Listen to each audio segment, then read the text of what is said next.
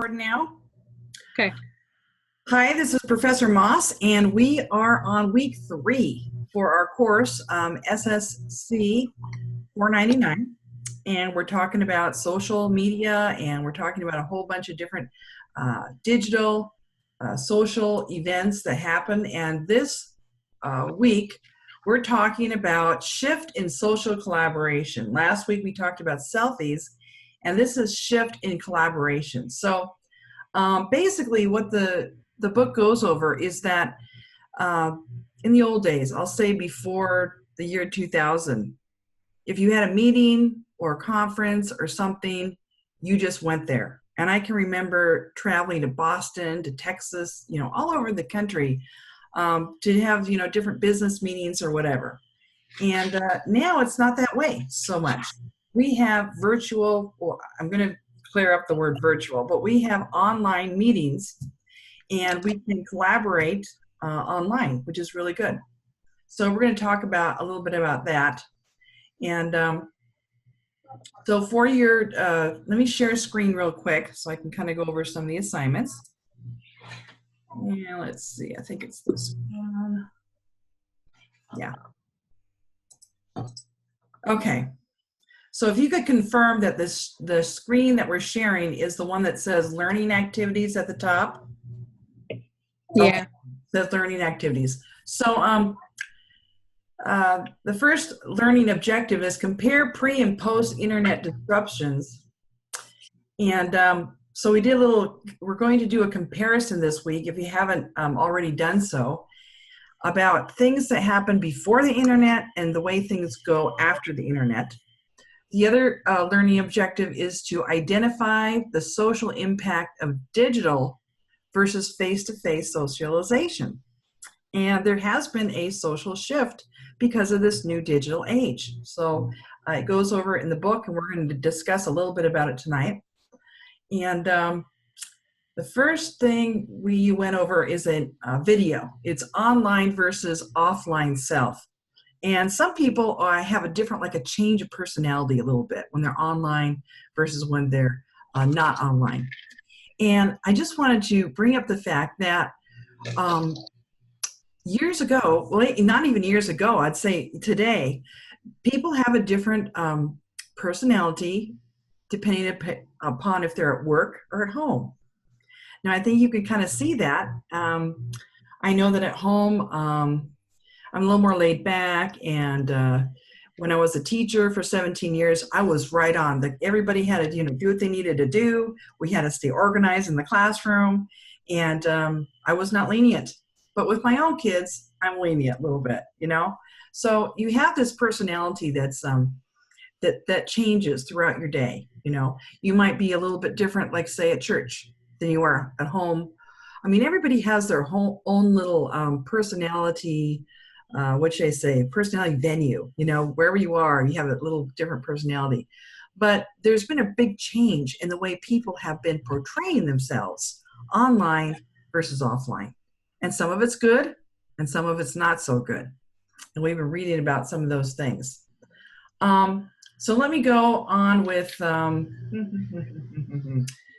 me go down to discussion question 1, which is, do you think the increase in digital spaces, which would be social media, websites, chat areas, discussion boards, online games, et cetera, has brought people closer together or has encouraged isolation among people? Explain your position and cite at least 2 references to support your reasoning. So we're going to talk about that a little bit today. And today we have Nicole with us. And if you wouldn't mind kind of sharing a little bit about your thoughts, Nicole. Do you think having all these digital spaces has actually made you closer to family and friends? Or has it? It actually has, because I have a lot of family in Pennsylvania, Michigan, even my brother's in one of the Carolinas over there. Mm-hmm. So I'm able to see them. And even when we have his daughters here, they're able to FaceTime and stuff like that. So it does make things easier. It makes things easier, and it appears like you're closer because you can see them in like in a video chat or whatever it is, which is Exactly. good. I will say that I've been closer to my cousins. I live in California and my cousins live in Minnesota. And I have 6 cousins who live outside of California, and we've been able to have several reunions, be able to catch up on what's going on, share photos, all of that stuff on Facebook, which before we'd hardly ever write a letter. And that's the only time where we get pictures or find out what's going on with people, you know? So I would say it makes us closer as far as family. Now, how would you say as far as, let's say, what would be what's an instance where actually a digital platform has drawn us farther apart from each other? Can you think about something like that, Nicole? It's harder to, if you're not actually face to face and you're only texting or typing in a chat room or something like that, it's harder to grasp the context of a text. You know what I'm saying? Like I can say whatever, and I can say whatever works for you. You know what I'm saying? Mm-hmm. So if I type whatever, they can take it sarcastically or not. That's so right. It's a little hard. One of the sayings that one of my students brought to my attention was, if you want someone to misunderstand you, text them. Because that's the way it is, you know? I mean, a text can be, like you said, you can read so much into a text or maybe not read anything at all into a text and misunderstand each other. So that's a really good example of how digital space or digital technologies have kind of drawn us apart. This fact is we don't understand each other as much. And even with like hand motions, like I'm talking to you here and I got my hands going. You know, you kind of read something into that, you know? So that's really something to consider. For the next discussion, it talks about perceived proximity. It says perceived proximity refers to nearness or presence of others, a nearness or presence others sense when digitally communicating across distances. So some people feel like they're really close to somebody, even though they're thousands of miles away or on the other side of the world or whatever. It says, do you believe that group projects and group problem solving can be accomplished without perceived proximity, meaning you feel kind of distanced from those people? Provide a few examples and describe the process. Well, I'll start. When I got my master's degree in educational technology, I did my last semester online. My first semesters were all in person. I could talk to people. We met at San Diego State University. We did projects together. It was, it really, got to know the people real well. And then I went on a semester online, and I had to do a project with people from all over the United States. And one of the people I had was, her name was Anne, and she was in Minnesota. And I'm telling you that even though we were so far away, we took time to chat with each other, to let each other know about our families, those kinds of things. So we did have a perceived proximity, you know. However, there's other members in the group who weren't so anxious to share, you know, about who they really were. And I felt kind of distanced from them. And it seemed that I worked better with Anne than I did with the other members of my group, just because I felt like I had this trust and I could throw out an idea and it wouldn't be, she would say something about it, not just be quiet. Some of the participants were just quiet if I threw in an idea that was kind of different or whatever. So that's kind of one of the examples I have. Do you have an example that you've come up with in your life, Nicole? I know that it's a little more difficult to work with somebody when you don't feel comfortable with them. Mm-hmm. And I think the perceived proximity gives you that comfortable feeling. So you feel like you can actually have that conversation and actually complete something. I've been online for going on 3 years now. And just the thought of having a group project with some new person, it's a little more difficult for me because I want to feel comfortable with somebody I'm working with. I want to be able to trust that they can do the work with me and know what kind of work I'm going to be getting from them and they're going to be getting from me. Exactly. Really summed it up well. That is so good. Let me put something on the flip side of perceived proximity. There are people that meet people on the internet through like a social network or dating site, and they feel that they have perceived proximity because the person on the other side has been, conversing with them or whatever and saying personal things or whatever.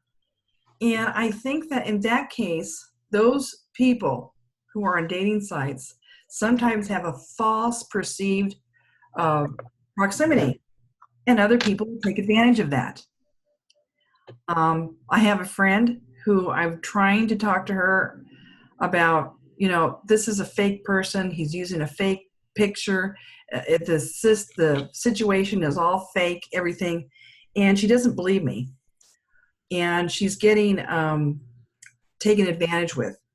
He says, send me money, send me a plane ticket, send me this. And, then I thought, well, this is, maybe it's just her. No, I watched a news segment on this. This is happening to many people around the world. And these people who are the scammers are living like in, halfway around the world. And these gals think they have perceived proximity and they trust these people. So I will say it works two ways. And I just feel bad for people who are taken advantage of. Another group is the elderly are taken advantage with. They don't know what they're doing. Somebody could pop up on their screen and make them feel good and everything. And it's a scam, So have you come up with that at all, Nicole, or know somebody that has had taken advantage of online? My grandmother, she's good. She's 75 this year, and she can't see to really drive, and she's a social butterfly. She used to be a social butterfly. So she'll get on Facebook and all that other stuff and chat with people. And she was chatting with somebody who was in the military. They said they're in the military and everything like that. And they were having conversations back and forth, everything like that. And just, so she could talk to somebody. And then all of a sudden he stopped talking to her.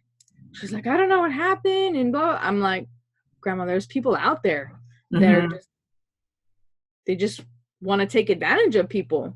I know, it's terrible, isn't it? Yes, it is. Yeah, I don't like that. So anyway,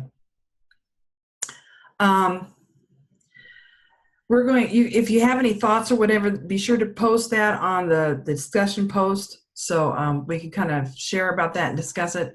I'm going to go on to the week 3 assignment, which is pre versus post internet era.